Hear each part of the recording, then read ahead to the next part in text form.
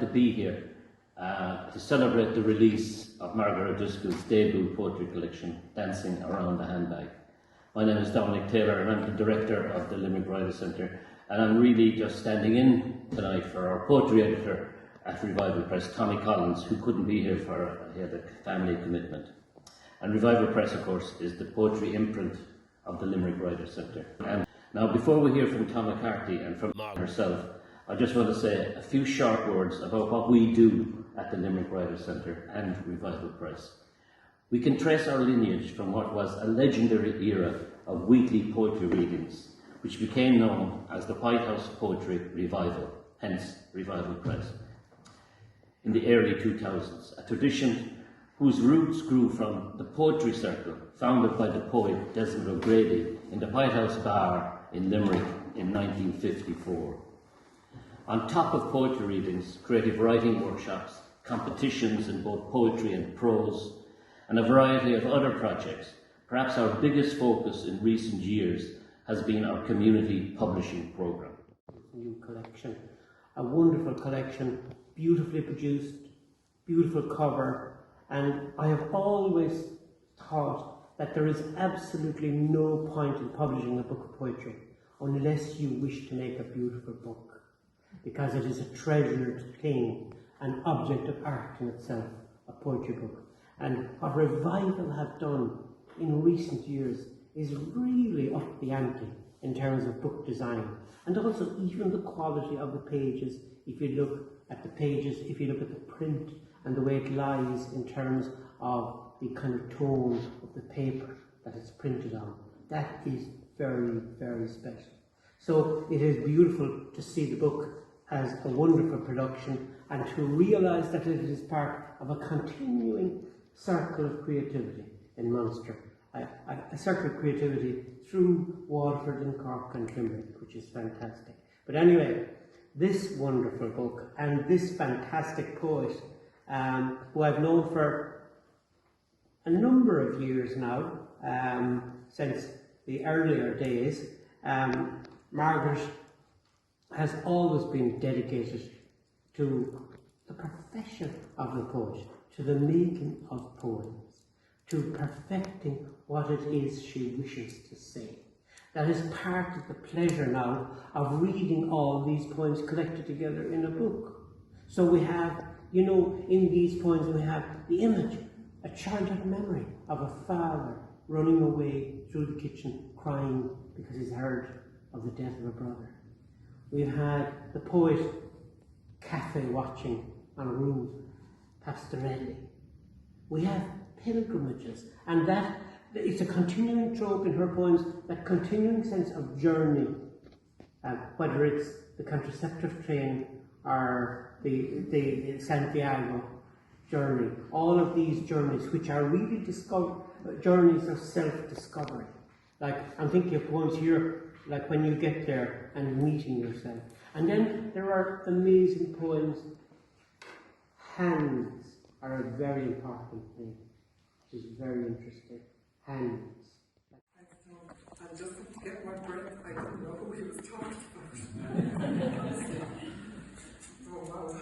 I'm always sitting there, really relaxed, having a glass of wine, looking up, enjoying whoever's standing here.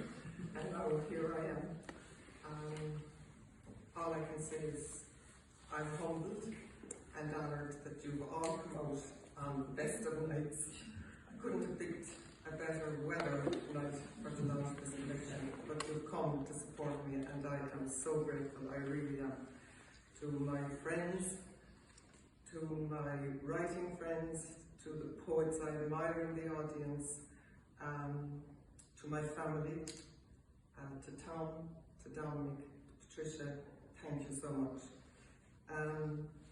Tom, you're right, we go back a long way. I was thinking about it as well, and I think it was back to a writing workshop in Listowel at Writers' Week, where the fabulous Joan McGreen launched one of her collections. And this lovely man has 10 poetry collections published, as well as, I lost track of how many books. But you spoke at your last launch of Plenitude earlier this year about journey, and you spoke about it tonight again, and that stayed with me, that image of the journey we are on together as writers, and the support that we give each other. And you have given me personally such support, but there are others sitting here, and I know for all of the people in Cork who are writing and trying to be published, you're a constant support, even though he's our adopted son from Waterford. And more than anything, you're a friend. Thanks, Tom. To Patricia Looney, the librarian here, there's only one word to describe Patricia, and that's powerhouse. She's just such a support to all the writers in Cork and to the arts in Cork, and so many events take part here. She's forever smiling, forever calm, and you were right, the first time I did meet you was at the first Cork Worlds that you produced, and luckily I had a poem in that. And since I met you again and dealing with you with this, nothing was any trouble. To you, Declan, your staff, it is just fantastic. Thank you. To Dominic Taylor and Tom Collins, who can't be here, thank you. So many people have commented to me about the quality of the production and the quality of the paper. It's beautiful production. I'm really delighted with it. And I'm really also grateful to Keith Payne and to Miranda for giving me permission to use his beautiful painting for the cover of the book. It took ages, and I said, I've no cover, I don't know what to do. And then I was looking at Keith's painting in Kira's house, and I said, that's the Cave of the Serpent. That's the nightclub we were in, the Cave of the Serpent. And Miranda gave permission to use the picture, and I'm really delighted with it. So that's enough talking. I think I'll just read a few poems. And I'll start with the title poem, because Bridie's here, and my brother had a great night dancing around the handbag. Dancing Around the Handbag. Our first time in a nightclub, celebrating my sister's 50th.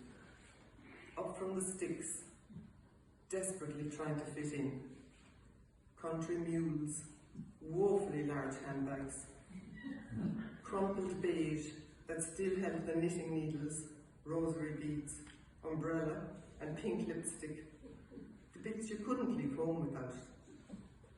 Smoky dimness of a Leeson Street basement. Fats waving a fatter cigar. Two suits prowl the bar, hunter and hunted. Eyes watch flesh. Shots of slippery nipples, drunk by slippery characters. We soaked it up, dancing like wild things to the pussycat dolls. So we were the bee's knees, circling the handbag, like dropped stitches, unravelling in plain and pearl. Transient moments,